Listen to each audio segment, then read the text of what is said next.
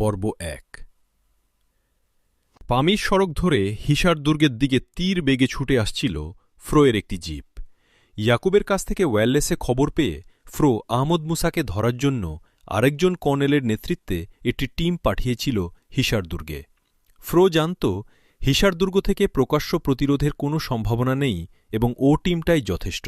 তবু ফ্রো কর্মকর্তারা আশ্বস্ত হতে পারেনি, তাই বাড়তি ব্যবস্থা হিসাবে আরেকজন কর্নেলের নেতৃত্বে তারা এই টিমটি পাঠিয়েছে।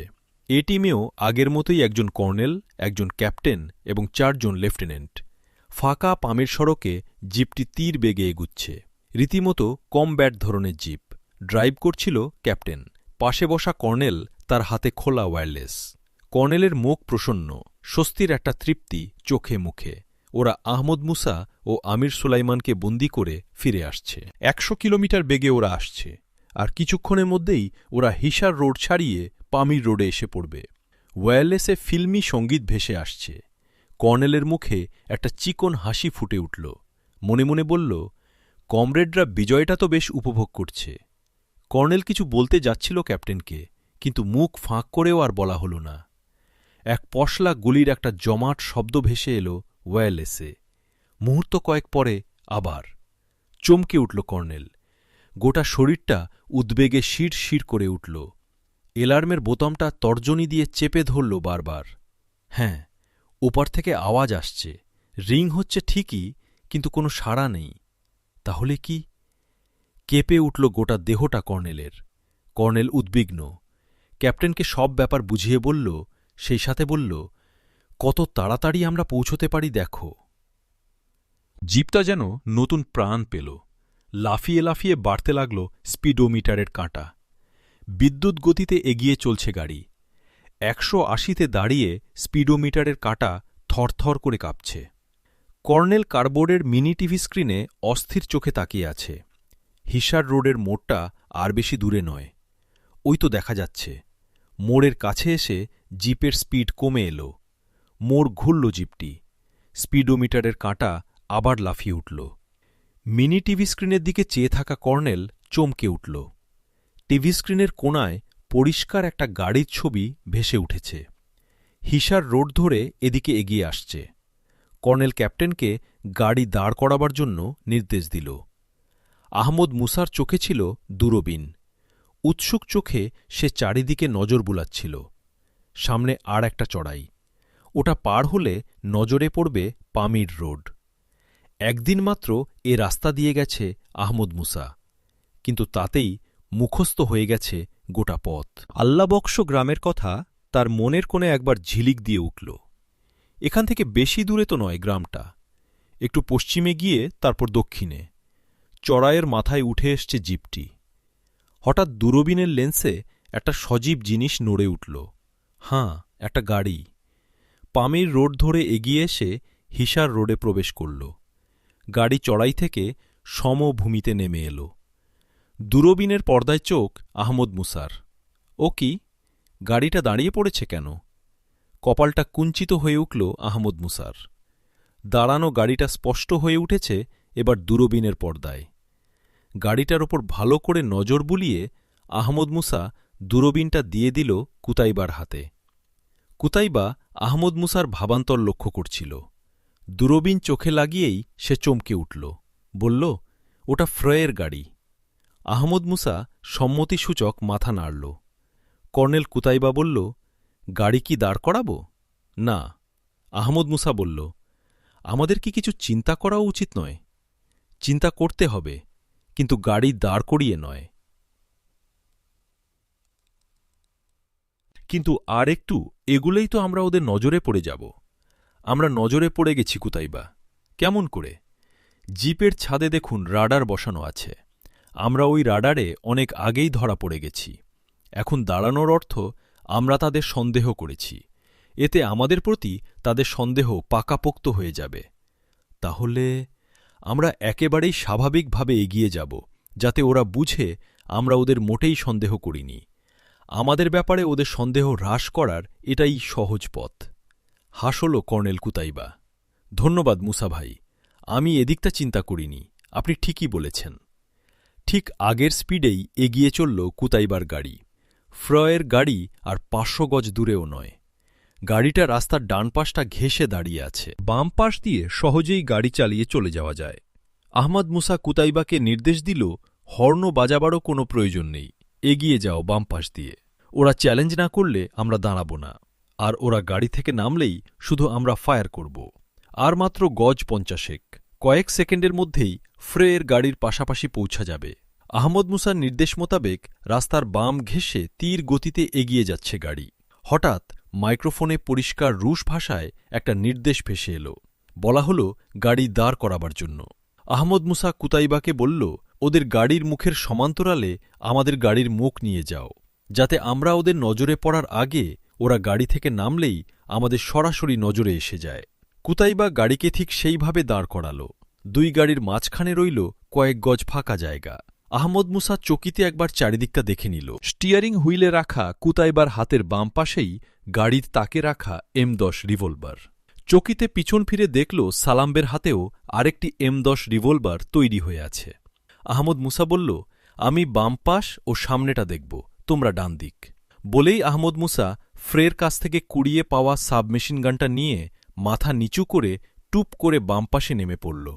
কুতাইবার গাড়ি দাঁড়াবার সাথে সাথেই ফ্রের ৬ জন লোক তাদের গাড়ি থেকে লাফিয়ে পড়ল। সবার হাতেই উদ্যত সাবমেশিন গান। ২ জন সামনেটা ঘুরে বাম পাশে ছুটে এলো এবং ৪ জন ডান পাশের দরজার দিকে। বোধহয় ওদের টার্গেট ছিল গাড়িটা ঘিরে ফেলা এবং তারপর যা করবার তাই করা।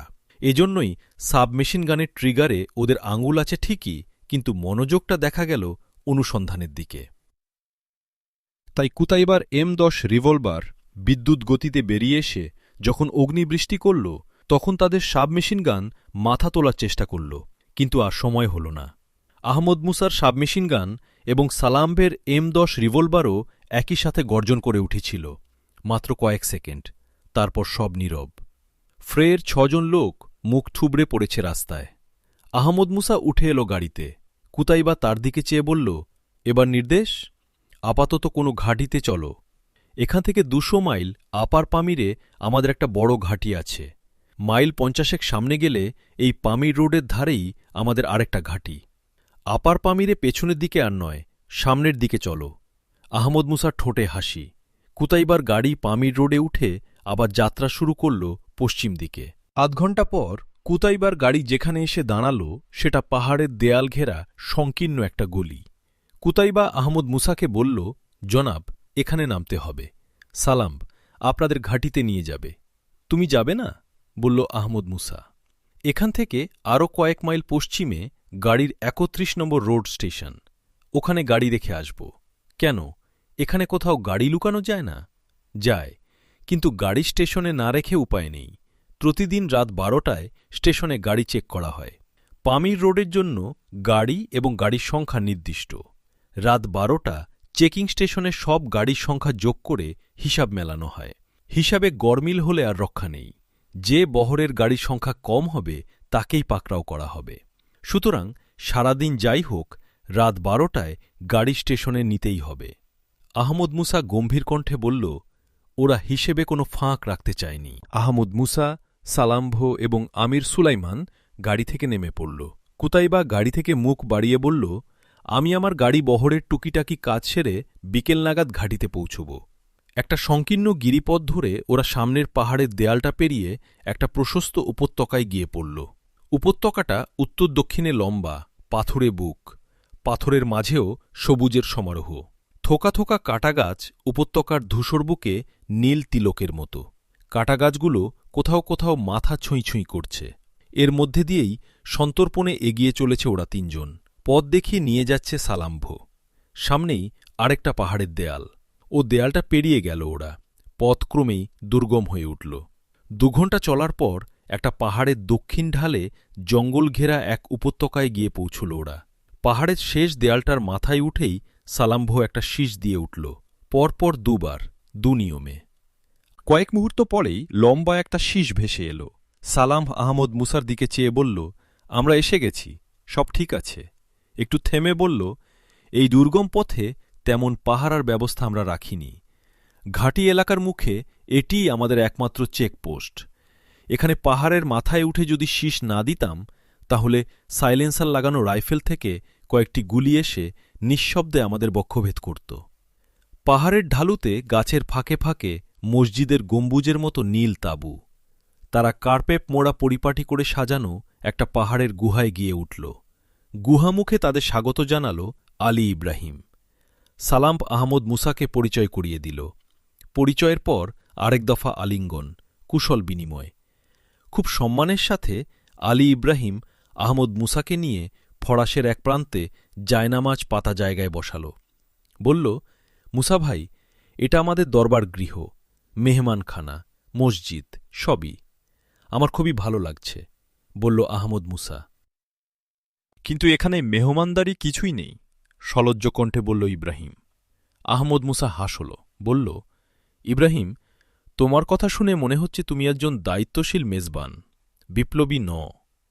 এবার কথা বলল সালাম, বলল, ঠিকই বলেছেন মুসা ভাই, ইব্রাহিম এখনও মনে প্রাণে একজন তাজিক কবিলার সর্দারই রয়ে গেছে। উল্লেখ্য, আলী ইব্রাহিম এই ঘাঁটির কমান্ডের দায়িত্বে আছে, কিন্তু আসলেই সে এক তাজিক কবিলার সর্দার।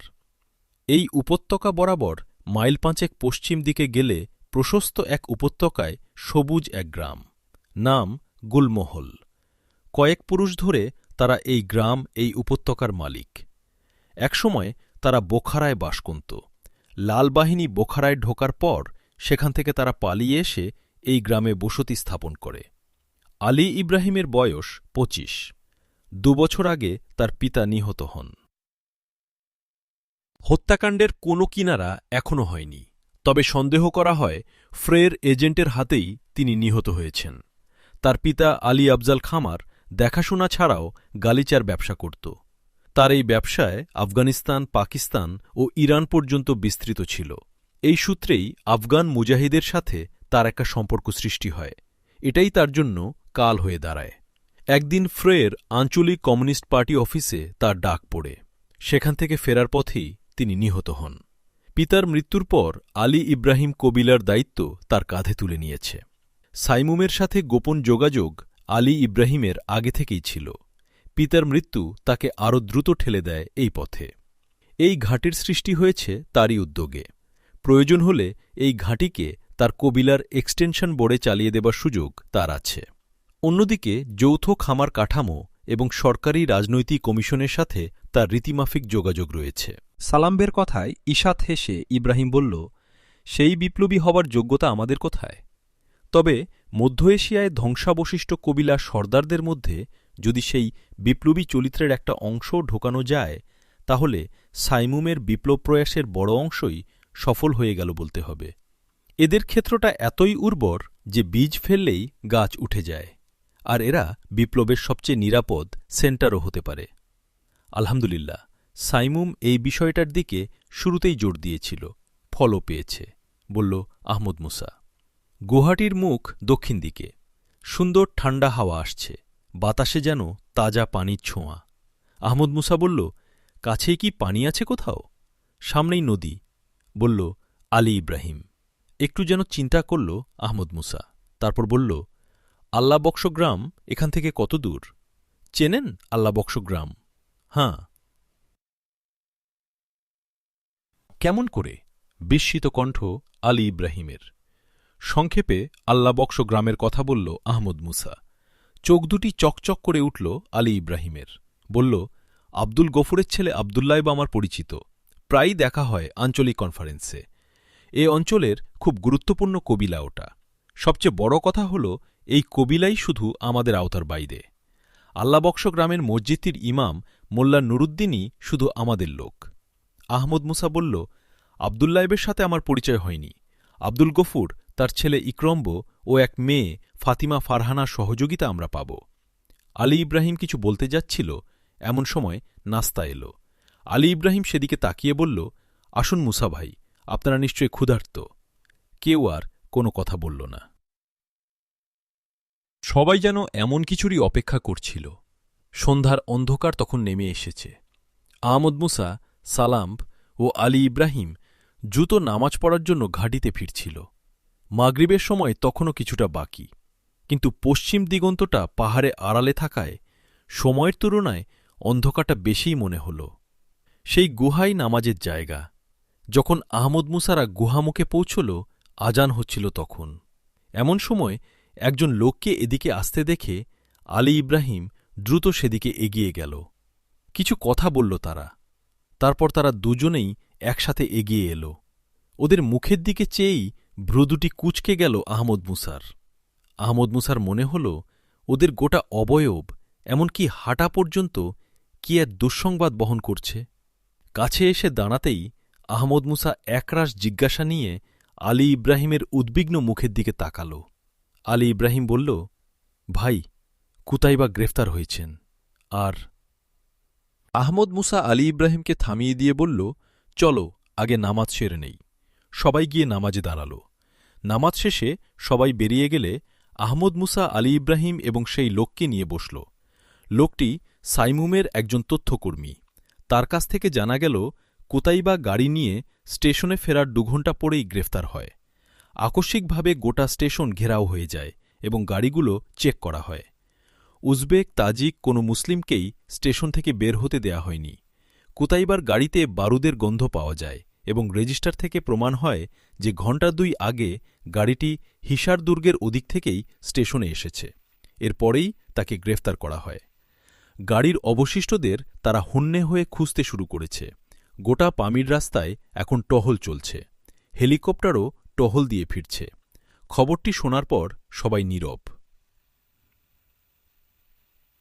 আলী ইব্রাহিম এবং আহমদ মুসা দুজনেই ভাবনার গভীরে। নীরবতা ভেঙে আহমদ মুসাই প্রথমে বলল, আর কোনো খবর? বলল লোকটি, আর একটি দুঃসংবাদ আছে। হিসার দুর্গের ওদের কাছ থেকেই শুনলাম, হিসার দুর্গের গোটা জনপদ পুড়িয়ে দেয়া হয়েছে। পুড়িয়ে মারা হয়েছে সব লোককেই। যারা বের হতে চেষ্টা করেছে মেশিনগানে গুলিতে নিহত হয়েছে। আর থামল লোকটি, যেন কথা বলতে পারছে না। আহমদ মুসা তার উদ্বিগ্ন চোখ দুটি তুলে ধরল লোকটির দিকে। বলল, বলো। এই সময় মোল্লা আমির সুলাইমান এখানে এলো।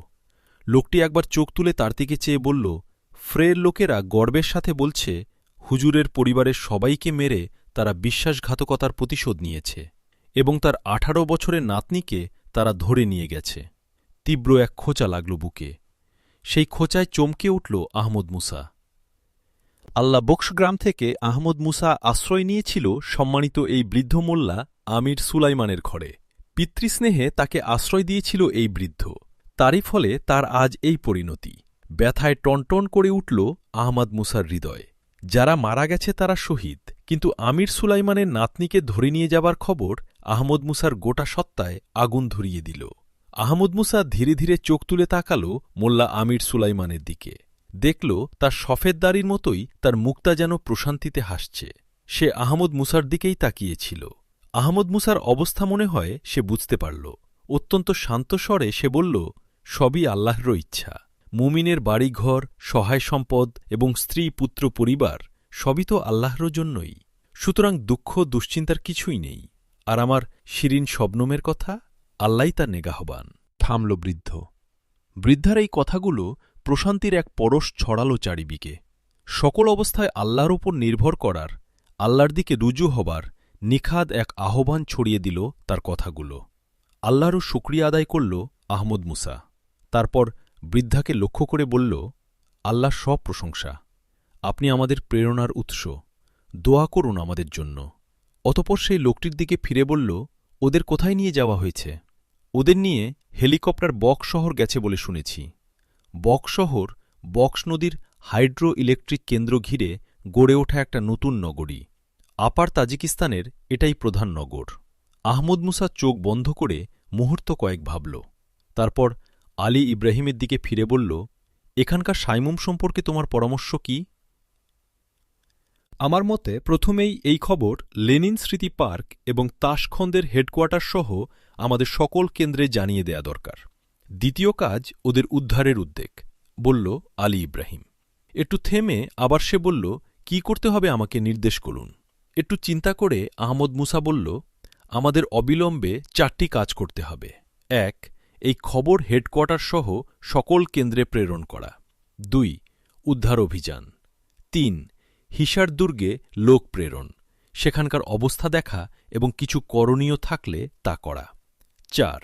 সুফি আব্দুর রহমানের মাজারসহ হিসার দুর্গের মুসলিম ধর্মীয় প্রতিষ্ঠান এবং সেখানকার জনপদের উপর বর্বর আচরণের কাহিনী মধ্য এশিয়ার প্রত্যেক মুসলমানের কানে পিছে দেয়া। চতুর্থ কাজটি সময় সাপেক্ষ, কিন্তু অন্য তিনটি কাজ এখনই করতে হবে। নির্দেশ করুন, বলল আলী ইব্রাহিম।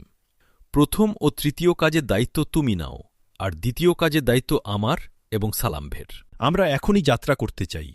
মুসাভাই কিছু মনে না করলে আমি একটা সংশোধনী আনতে চাই, বিনীত কণ্ঠে বলল আলী ইব্রাহিম। বল। প্রথম ও তৃতীয় কাজের দায়িত্ব সালামভ এবং আমার সহকারীর উপর ছেড়ে দেয়া যায়, আর বক্স শহরের উদ্ধার অভিযানে আমি আপনার সাথে থাকলে আমার সরকারি পরিচয় উপকারে আসতে পারে। ঠিক আছে, বলল আহমদ মুসা। এ সময় রাতের খানা এসে পড়ল। সবাই নীরবে সেদিকে মনোযোগ দিল। বাইরে তখন দুর্গম পাহাড়ের জমাট অন্ধকার, নীরব নিথর চারিদিক।